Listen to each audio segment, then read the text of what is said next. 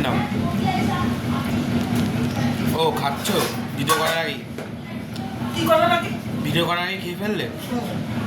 খেয়ে ফেললাম। বাহ, নে এটা কি আর হয়েছে?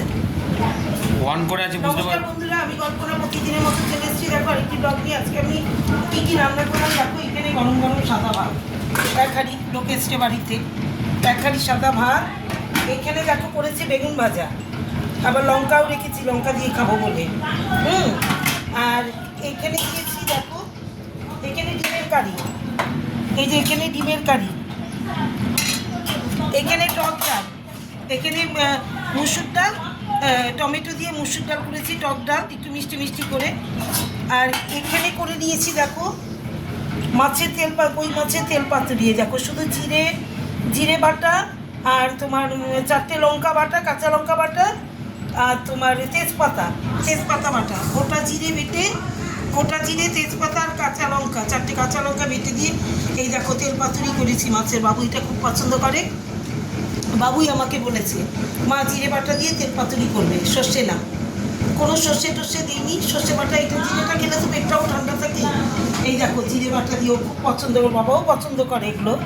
এই দেখো এইটা করেছি। আর এখানে আর মাছের মাথা দিয়ে চচ্চড়ি, আর মাছের মাথা দিয়ে চচ্চড়ি, শিম আলু বেগুন কপি টপি সব দিয়ে একটা চচ্চড়ি করা হয়েছে। তাহলে আজকে আমার মেনুগুলো হচ্ছে দেখো, এখানে দেখো গরম গরম সাদা ভাত, এইখানে বেগুন ভাজা এক থালা, এইখানে হচ্ছে টমেটো দিয়ে ডাল, টক ডাল, টমেটো দিয়ে টক ডাল, হ্যাঁ।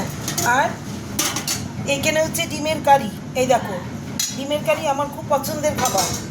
আর এখানে আমার বাবুর পছন্দের কই মাছের তেল পাতুরি, আর এখানে আর মাছের মাথা দিয়ে চচ্চড়ি।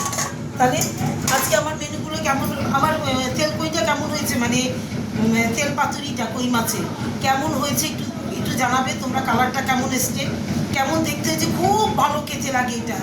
গোটা জিরে তেজপাতা আর কাঁচা লঙ্কা বেটে এইটা করলে পরে না তেল পাতুরিটা কই মাছের দারুণ লাগে খেতে। তাহলে তোমরা একটু টেস্ট করে দেখো, তোমরাও ভালো খাবে। তাহলে শুভ দুপুর, আর কি বল, সবাই ভালো থেকো, সুস্থ থেকো, টাটা।